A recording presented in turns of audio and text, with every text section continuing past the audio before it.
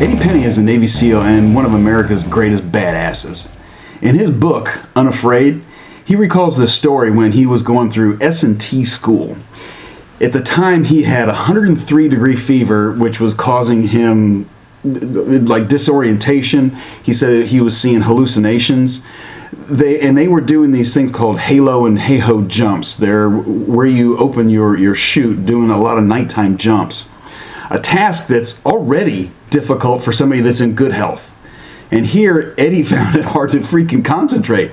He even contemplated skipping out on the whole jump. And that's when he was told by his instructors that he would have to start all over again with a new class if he missed this jump.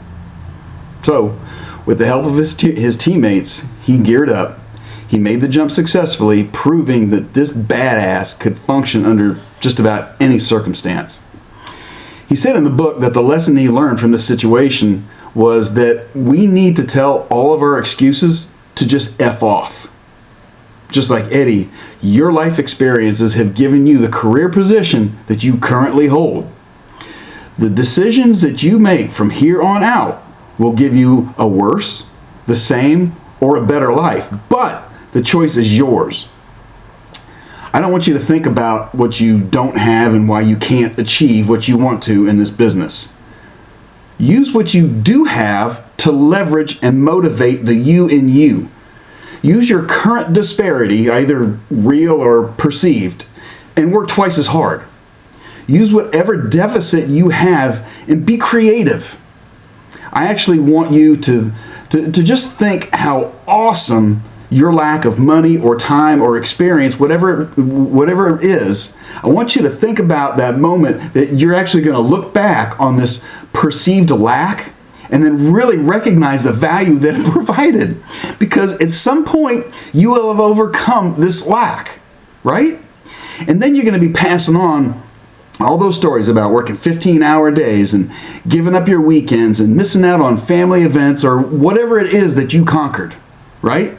When you invest in you now and throughout your career will reflect itself in the reputation that you earn.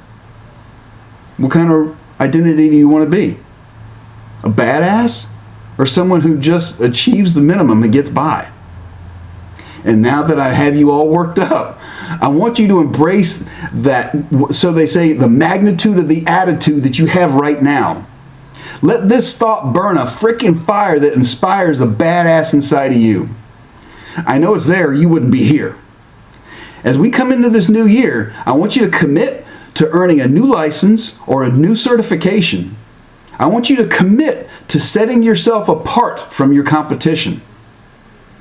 Part of this message comes from my latest book, How to Be a Home Inspector Badass. I hope it can provide you some motivation this year. I'll put a link in the description below. But I want you to remember something. If you can't distinguish yourself from every other home inspector, then you are every other home inspector, and you're just a commodity. Be a badass.